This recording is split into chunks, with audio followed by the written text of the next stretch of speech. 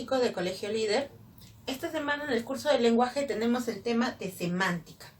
¿Qué es la semántica? Definición nos dice: es una disciplina de la lingüística, ¿no es cierto?, conforma parte de ella, que estudia el significado de las palabras.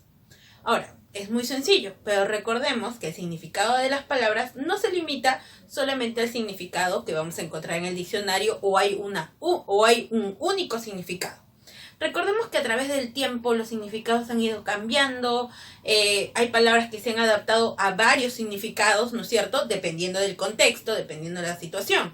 Entonces, todos estos significados lo va a estudiar la semántica. Estos pequeños significados se llaman semas. Muy bien, por ejemplo, si yo digo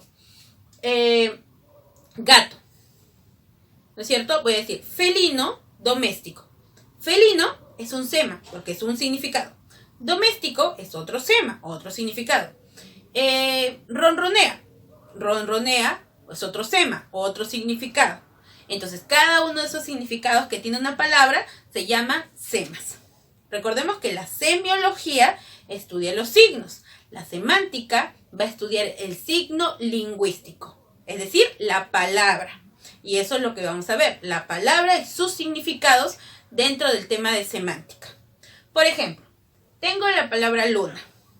Luna puede significar el satélite que sale en las noches, o tenemos que también significa vidrio, ¿no es cierto? Muy bien. Luna de miel. Aquí luna está en una frase, ¿no es cierto?, en una locución.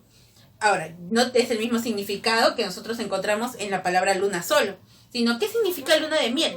Significa una temporada postmatrimonial, ¿no es cierto? Después del matrimonio, pues no se realiza este evento. Muy bien, luego, yo lo voy a colocar en una oración. Está en la luna. Dependiendo del contexto, yo también puedo decir, no sé, está en la luna, José está en la luna, y estoy en el salón haciendo el trabajo. ¿Qué significa? Que está distraído, ¿no es cierto?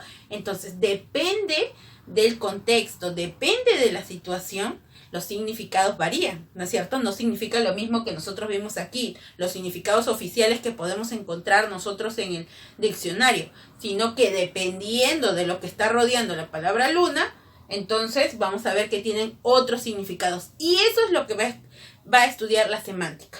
Muy bien. El sentido de la palabra.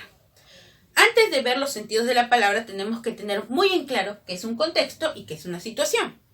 Contexto nos dice, es un entorno lingüístico. Eso quiere decir que depende de la oración. Depende de la oración. ¿Dónde está la palabra? ¿En qué tipo de oración está la palabra? Por ejemplo, voy a utilizar la palabra desolada. Yo tengo aquí la oración. Está desolada por la muerte de su padre.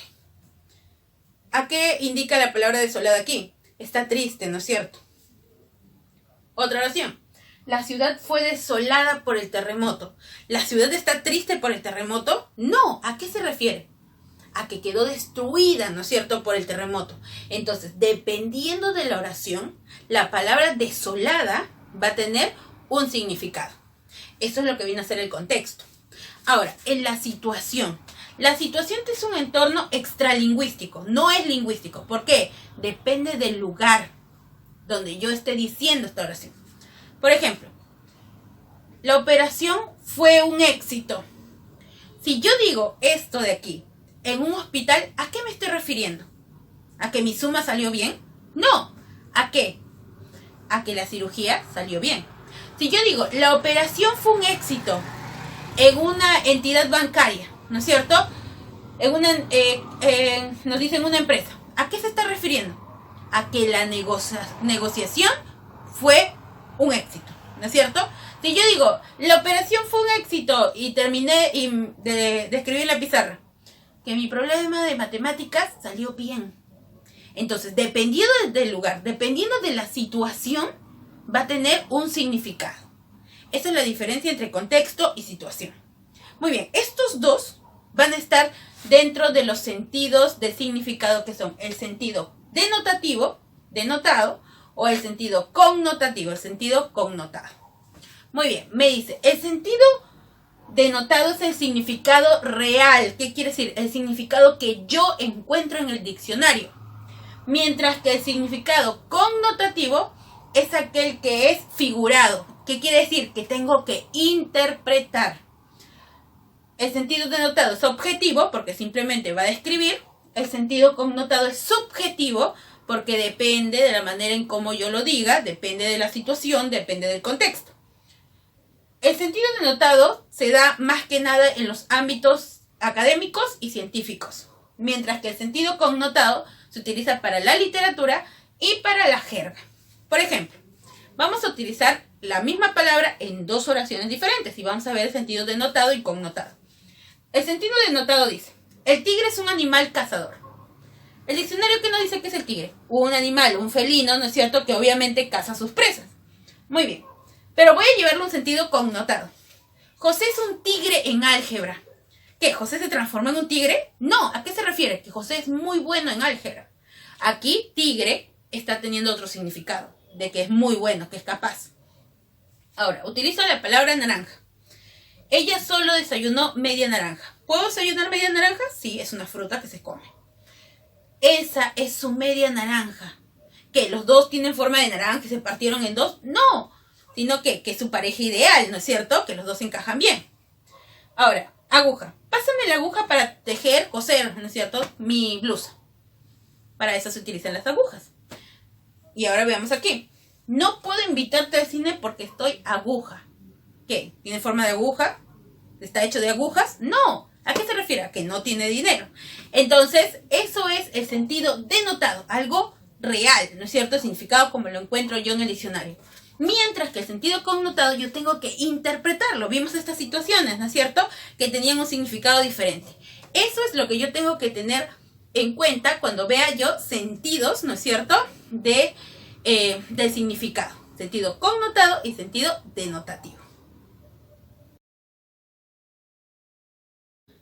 Muy bien, chicos, ahora continuamos con lo que vienen a ser los estudios de la lengua. Los estudios de la lengua se dan en dos aspectos: la sincronía y la diacronía. Ahora, sincronía, ¿qué significa cronos? Significa tiempo, sin tiempo. Lo que va a estudiar la sincronía es la lengua en un momento determinado, nos dicen, ¿no es cierto?, de la historia. Es decir, yo voy a estudiar, por ejemplo, el significado de una palabra en este instante, o el significado de una palabra hace 5 días. Pero es en un momento determinado que se tiene que estudiar. La relación de significados y oraciones en los diferentes campos semánticos. Es decir, lo que vimos hace un momento. Un significado depende, ¿no es cierto?, de lo que le está rodeando. Por ejemplo, se vistió de negro para el funeral. Yo en ese momento voy a estudiar lo que viene a ser el color negro según esta oración. Significa luto, ¿no es cierto? Y ahora, llegó a la premiación con un traje negro. ¿Aquí tiene el mismo significado lo que es el color negro? No, aquí significa elegancia. Entonces, en un momento determinado, yo tengo que estudiar ese significado y eso es lo que viene a estudiar la sincronía, ¿no es cierto? Los significados en un momento. Ahora, diacronía. Dia significa a través y cronía, tiempo, a través del tiempo. ¿Qué quiere decir? Que la diacronía estudia los fenómenos lingüísticos a través de la evolución de la historia, a través del tiempo. Lo que ha pasado anteriormente, ¿no es cierto? La evolución del significado y del significante. ¿Qué significa esto? Por ejemplo, del significado, pluma. A través del tiempo, la palabra pluma, por ejemplo, hace mucho tiempo, ¿qué significaba? Simplemente la cubierta de las aves, ¿no es cierto? Pero ya ha evolucionado, ha pasado el tiempo y la palabra pluma también significa bolígrafo. Oye, préstame tu pluma. No es que tú tengas plumas en el cuerpo y te las vas a arrancar o le vas a arrancar a tu gallina. No. ¿Qué te está pidiendo? Un bolígrafo, ¿no es cierto?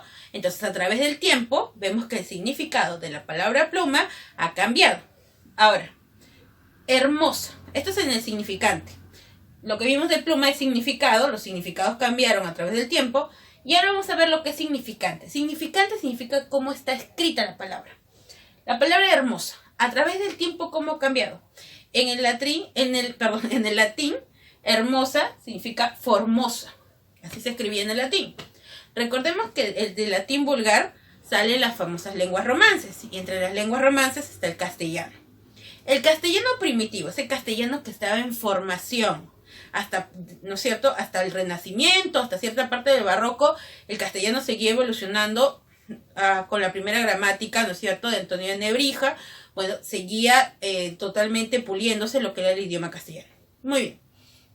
Entonces, se estaba puliendo y en ese proceso, pues de formosa cambia fermosa. Ha cambiado, ¿no es cierto?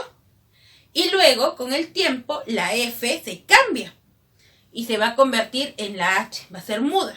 Y por eso ahí tenemos la palabra hermosa. Entonces, la diacronía se da en dos aspectos. En el cambio a través del tiempo del significado y también a través del tiempo del significante, cómo se va alterando la palabra. Por ejemplo, en latín, la palabra pauper ha cambiado, se ha pulido hasta la palabra pobre, que ahora nosotros tenemos. Eso es lo que viene a estudiar la diacronía. La sincronía estudia el significado de las palabras en un momento determinado de la historia. Es decir, en este momento vamos a estudiar, no sé, la palabra tortuga. Ah, es un animal, ¿no es cierto?, que tiene un caparazón y todo eso. Pero yo puedo decir, en otro momento determinado vamos a estudiar la palabra tortuga y qué otro significado puede tener. Jorge es una tortuga, significa que es lento, ¿no es cierto? Entonces, eso es lo que estudia la sincronía, el significado en un momento determinado. En cambio, aquí vamos a ver un cambio a través de la historia. Siempre te va a señalar cómo ha cambiado. Antiguamente se decía de esta manera, ahora tiene este significado o se escribe de esta forma. Eso viene a estudiar la diacronía. Y esto es lo que forma pues parte de la lengua, cómo se está estudiando a través del tiempo. Muy bien, ahora continuamos con lo que vienen a ser relaciones semánticas. Muy bien, eso quiere decir las relaciones de significados que tienen muchas de las palabras. Tenemos primero la polisemia. Hay que prestar mucha atención entre la polisemia y la homonimia. Muchos las confunden, pero hay que tener en cuenta las características que tienen cada una de ellas. Primero, la polisemia nos dice que es una palabra con varios significados. Una palabra que tiene varios significados. Se da por economía lingüística casi siempre. ¿Qué significa esto? Significa que nosotros usualmente lo tenemos para no tener que mencionar muchas cosas.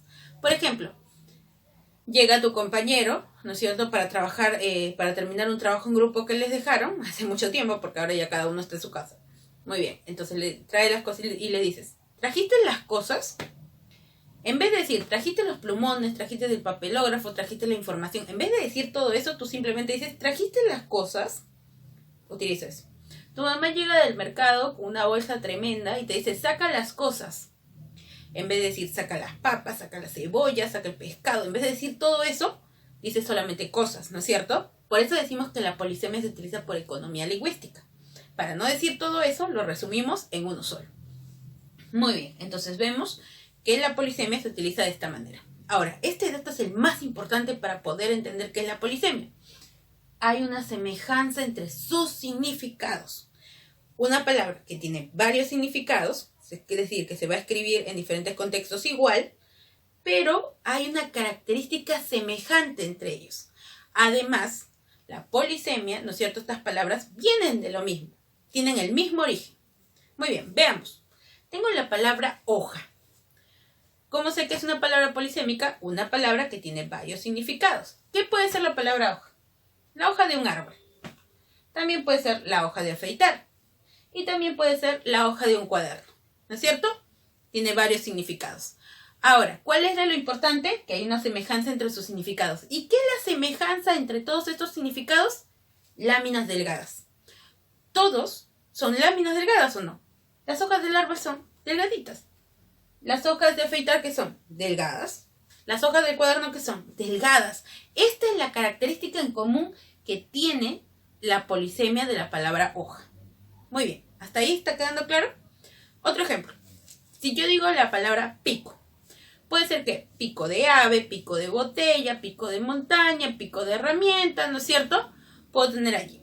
¿Cómo yo sé que es polisémica? ¿Tiene varios significados? Sí. ¿Hay una semejanza entre ellas? Sí, que todas terminan en punta. Es por ello que es polisémica, porque hay una característica en común. Muy bien, ahora pasamos a la homonimia. Hay que estar muy atentos. Nosotros ya dijimos que es la polisemia.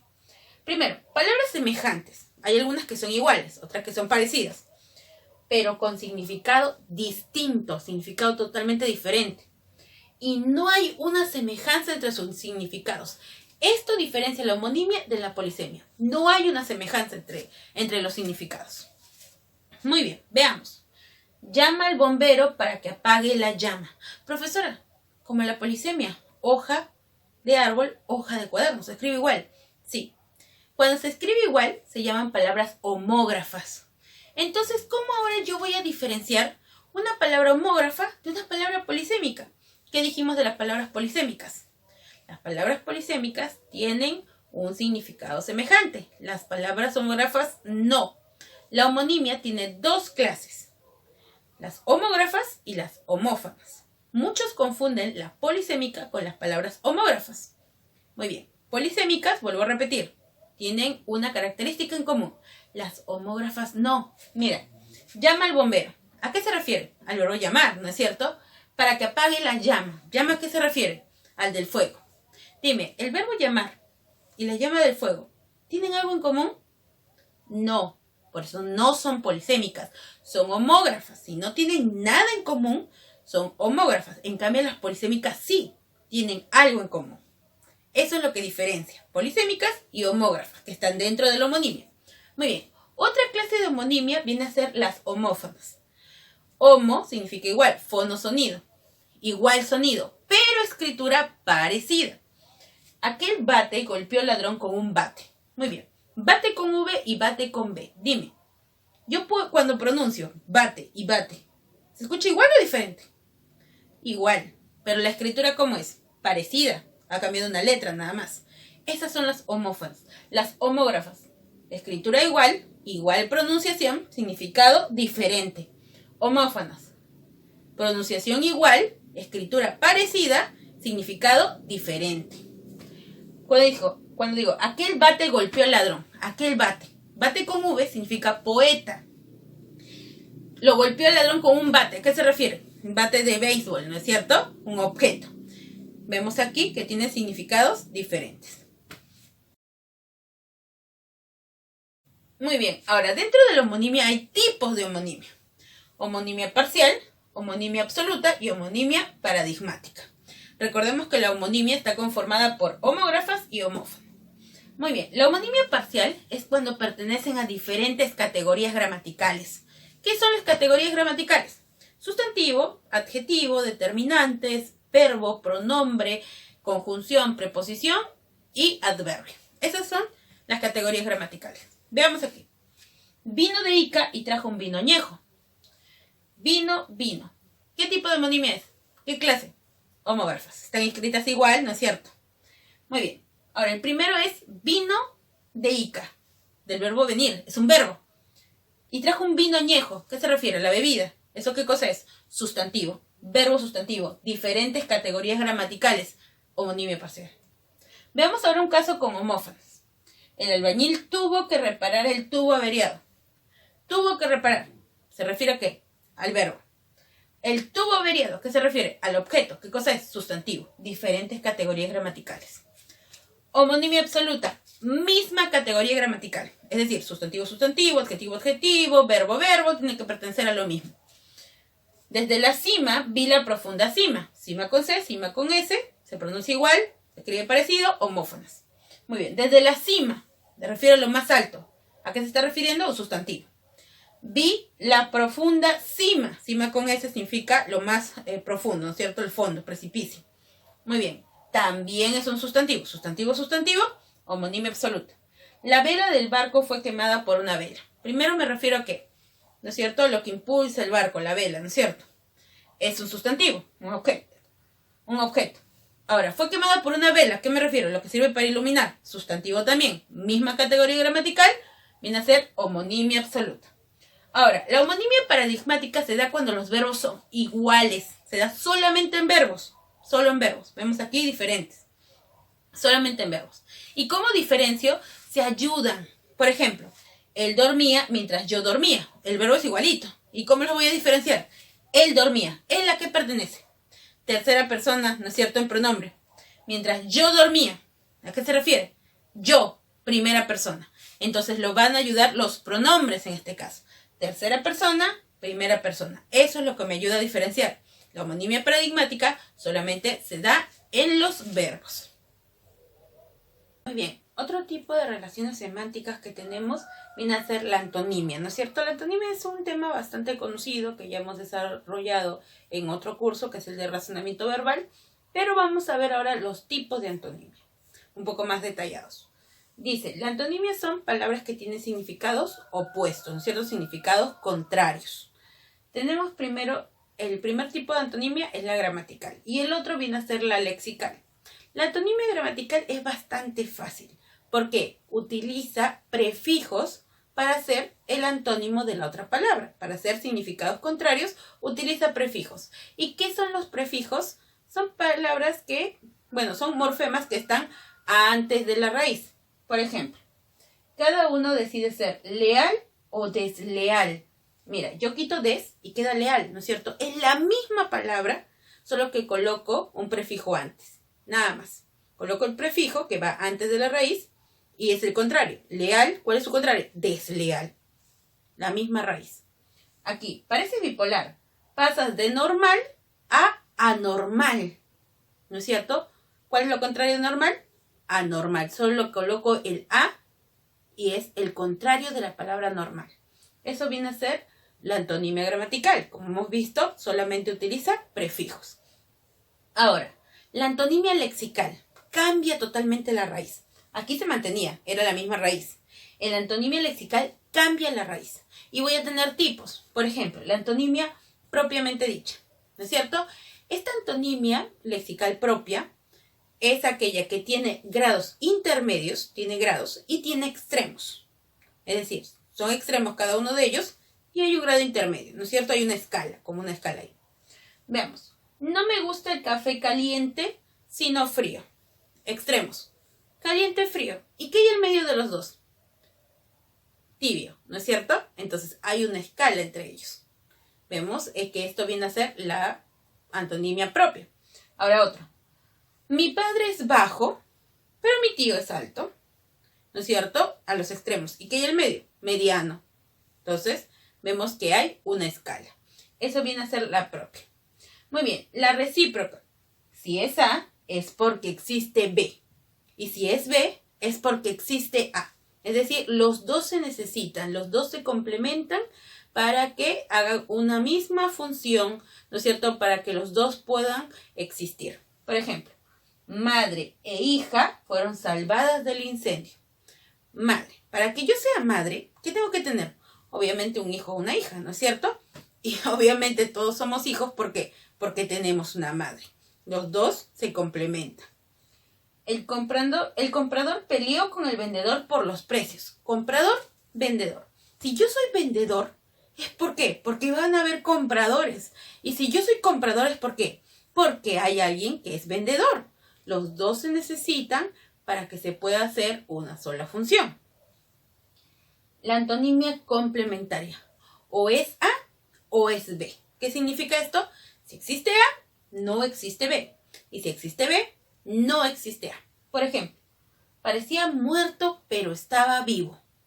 Si yo estoy muerto, es porque obviamente no estoy vivo. Y si yo estoy vivo, es porque obviamente no estoy muerto. ¿No es cierto? Contrarios. Esa palabra no es plural, sino singular. Si una palabra es plural, es porque obviamente no es singular, que me habla de uno. Y si una palabra es singular, es porque obviamente no es plural, que me habla de varios. ¿No es cierto? Contrarios. Profesora, pero aquí, si algo está caliente, es porque no está frío. Bueno, cierto. Entonces, ¿cómo diferencio yo la propia de la complementaria? Fácil.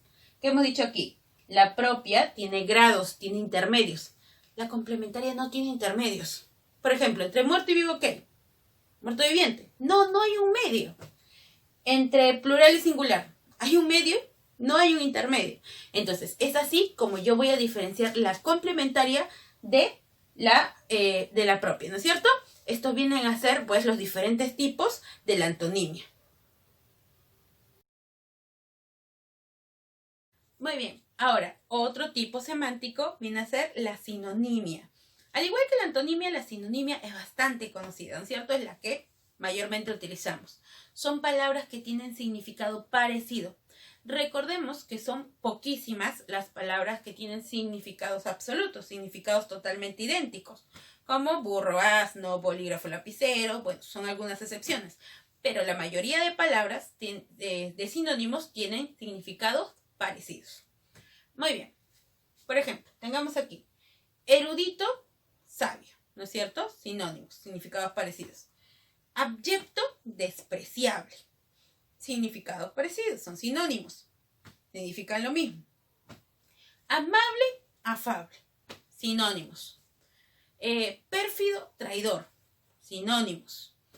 Antipatía, desgano. Sinónimos. ¿No es cierto? Existen millones de palabras que son sinónimos. Recordemos que son significados parecidos. Por ejemplo, si yo digo flaco, ¿cuál sería el sinónimo? Delgado. Bueno, hasta ahí está bien. Enjuto, ¿ya? El enjuto es aquel que es muy flaco, que se le ven los huesos. Dime, ¿todos los delgados se les ven los huesos? No, pero por contextura es un sinónimo. Otro, enteco. El enteco es flaco, pero es débil. Como endeble, es débil. ¿Todos los flacos son débiles? No.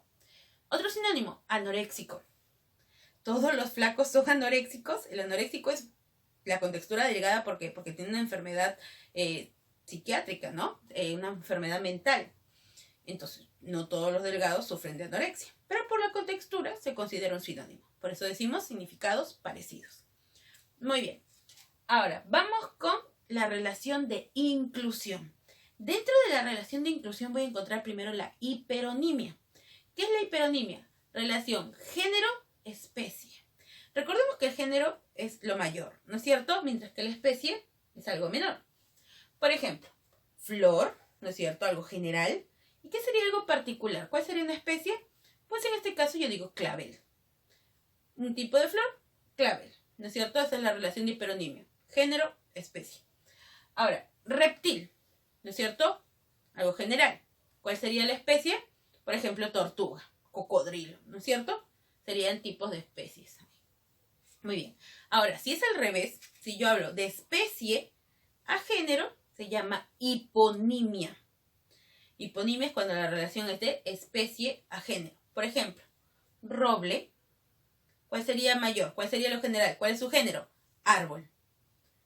Tierra. ¿Cuál es su género? Planeta. Muy bien. Y la cohiponimia es cuando la relación es especie.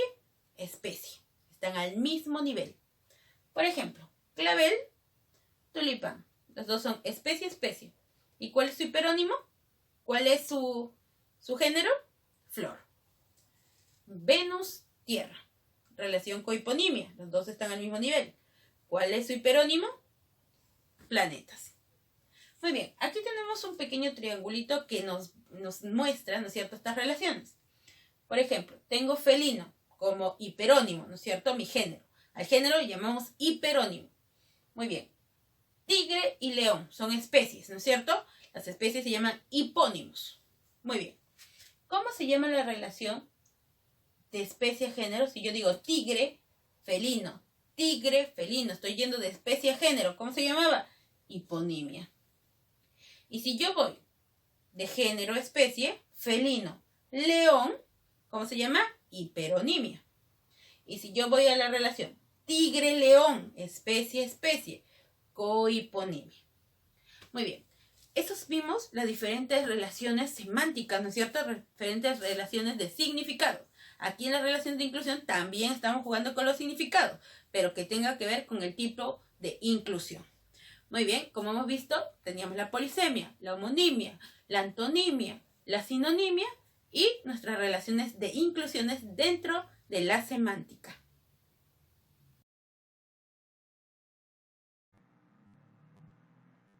Muy bien, ahora pasamos a lo que viene a ser la práctica sobre el tema de semántica y las diferentes relaciones semánticas que hemos visto, ¿no es cierto?, en la parte teórica.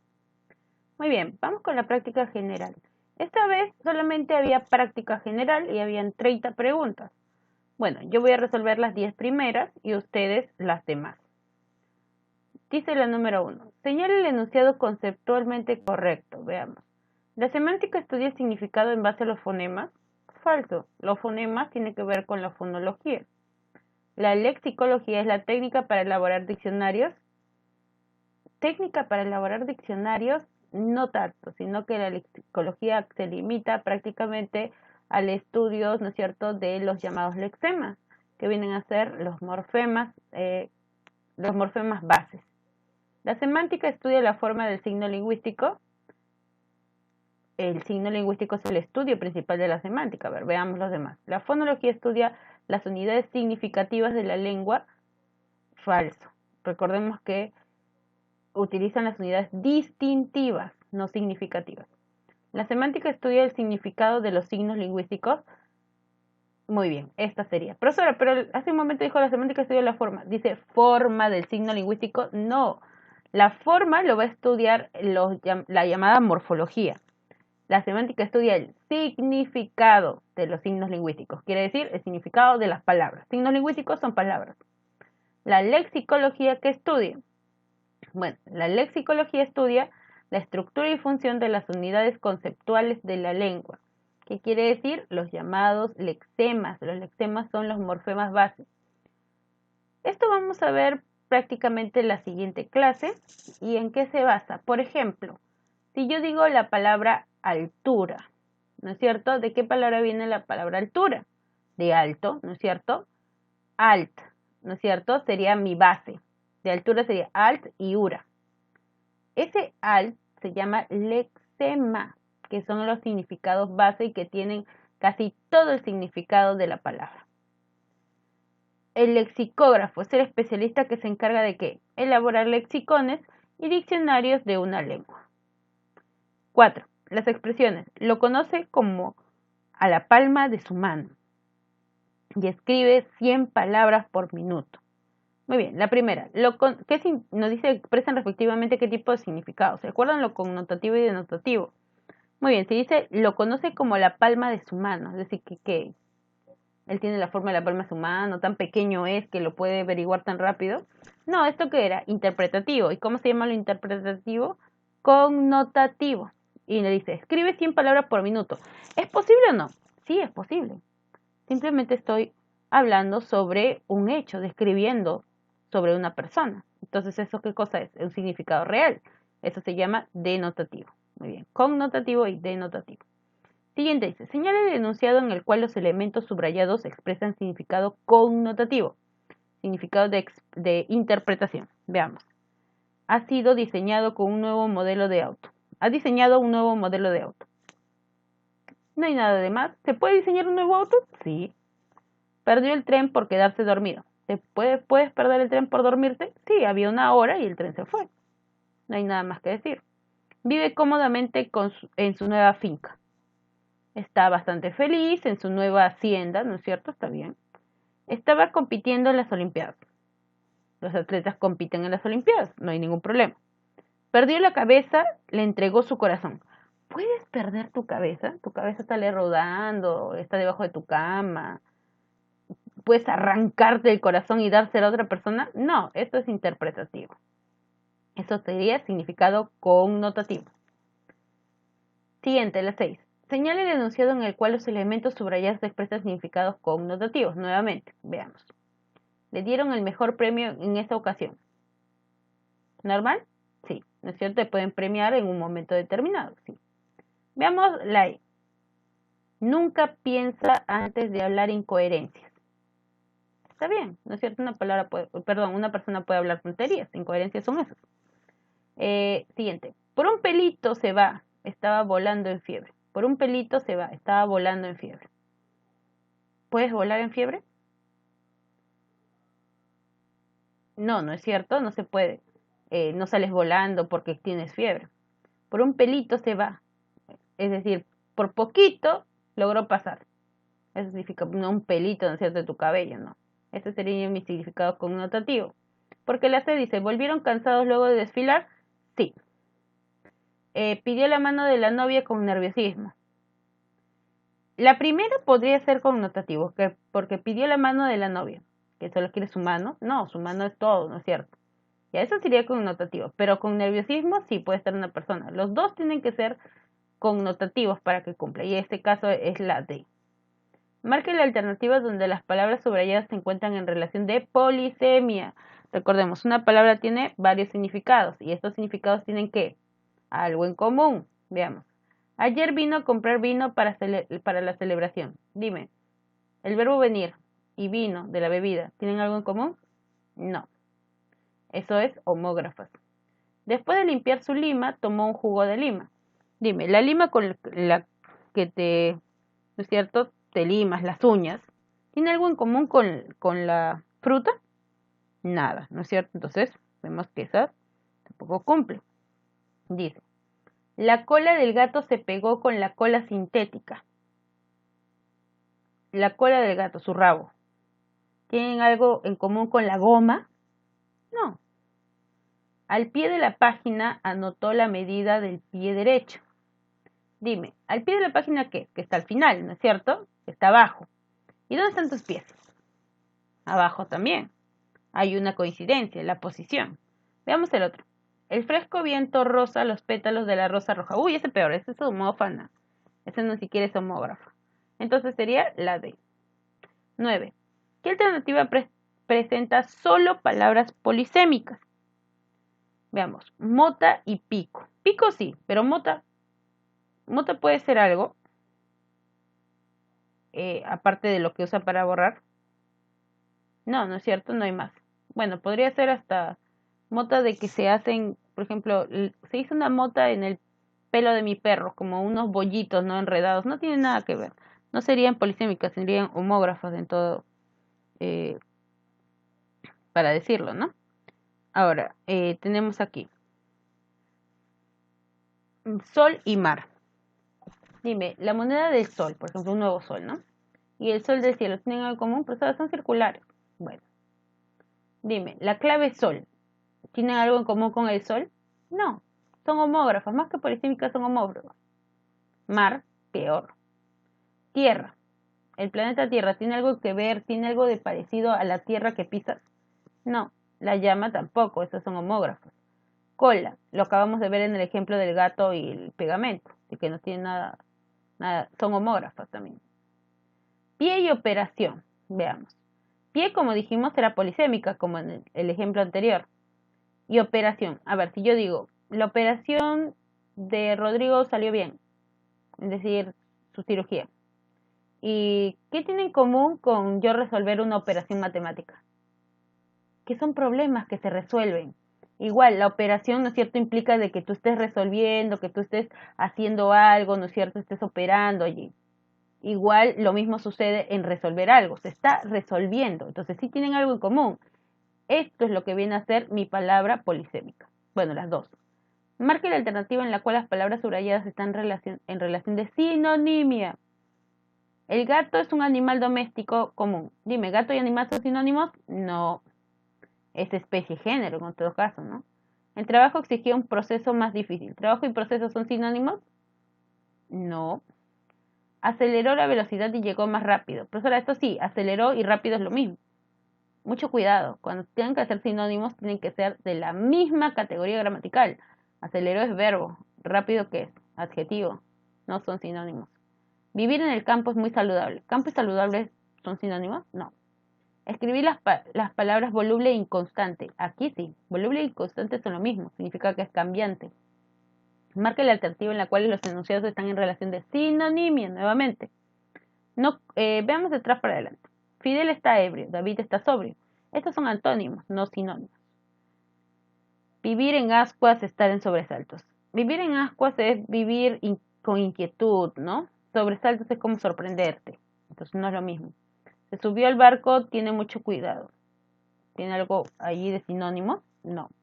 Volvió al trabajo, está buscando chamba. Serían antónimos, porque el otro ha encontrado trabajo, ¿no? Volvió a su trabajo, de alguna manera está trabajando. Y el otro está buscando, no está empleado todavía. Y nos dice no cuadró la cuenta y no cuadró el carro. Estos sí serían sinónimos, porque no cuadró la cuenta es que no encajó bien. Y no cuadró el carro es que no lo hizo encajar bien, ¿no es cierto?, en el sitio donde debería estar. Entonces, en ese caso, sí serían sinónimos. Muy bien, y como dijimos, ustedes trabajan de la 11 hasta la 30, y eso estamos aquí. Transcribir en el cuaderno, obviamente, la parte teórica, y en el libro, lo que ya se ha resuelto. De tarea, en el libro. Práctica general del ejercicio 11 al ejercicio 30, que está de la página 30 a la 32. En el cuaderno, ¿cuál es su tarea? Investigar qué son las palabras parónimas y escribir 5 ejemplos de ellas. Las palabras parónimas también son un tipo de relación semántica que ustedes tienen que averiguar.